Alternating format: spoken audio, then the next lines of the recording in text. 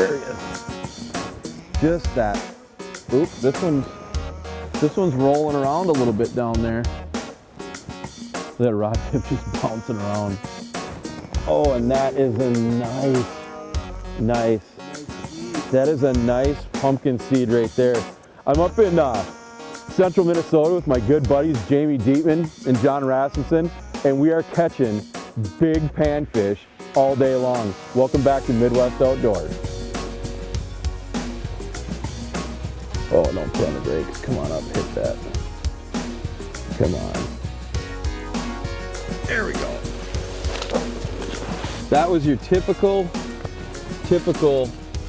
crappie bite where you work them up, and they come up and just pop it. There we go. That's a nice fish. That's a really nice fish. So whenever you can get crappies to work up, it usually means they're aggressive. So this one you saw, it came in on the screen, it flew up 4 or 5 feet and just popped it. So you got to find that commitment line when you're fishing for crappies, and that is usually the result. Just work your jigs up. Today we're using tungsten tubby jig and the Mongo jig to get our fish, and we're just quite simply loading them up with either larvae or wax worms. You know, some days you can use plastics, 90–80% of the time I'm using plastics, but the reason why VMC makes the Mongo and the tungsten tubby jig is for plastics and being able to load them up with a worm buffet. There he is. Crappie. Got this one here on the tubby jig, VMC. Just packing it up with a bunch of larvae. Not a bad fish there. Send him back today. So this is why I use chart zoom. As you can see, I've got 2 fish here, right? That one's bigger, that one's a little smaller. Here's my jig. But I can tell exactly what's going on my LX7 or LX9 in my chart zoom mode. So this feature on the LX7 literally allows you to blow up the underwater world and dissect it in proportions that have never been able to be really seen before. You know, I'm zoomed in a 5-foot zoom right now because that's where my fish are coming in, and literally by blowing that return up, I'm able to see individual fish, my jigging action, and my history. So if I miss a fish or he didn't respond to my jigging action, it's all right there on my screen. We are just having a ball today. Ooh, that's an, ooh, come here.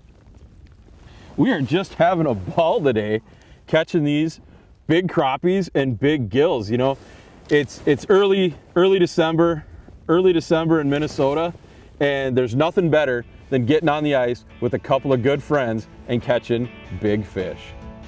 We just hooked up on a nice one, I think.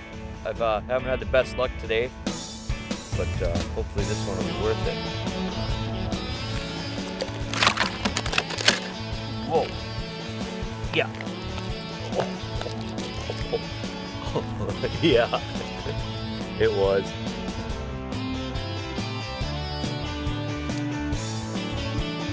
That was called waiting. That was the cat and mouse game for sure on that one. I mean, that fish literally took 2 to 3 minutes to bite. And this feels like it's got a lot of weight. Whoa. Oh my.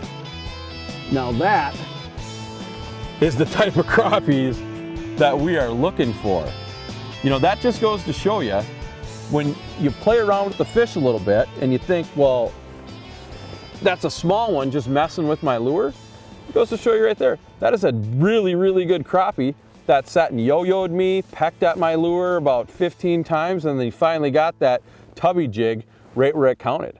So we're not keeping fish today, and it always feels good letting big slab crappies go. There we go.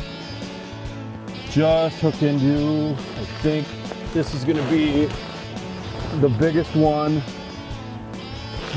of the day.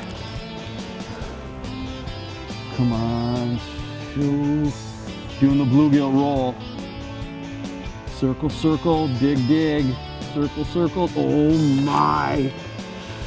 Yes. Look at, oh, you come here. You come here. Look at the size of that bluegill right there. That's one of the biggest bluegills I've ever caught on Midwest Outdoors right there. That is an all of a 10-inch central Minnesota bluegill right there. Well, I tell you what, we've had a great day fishing out here with Jamie and John, and this is a great way to end the show. So you'll catch more from Midwest Outdoors coming right up. What a monster.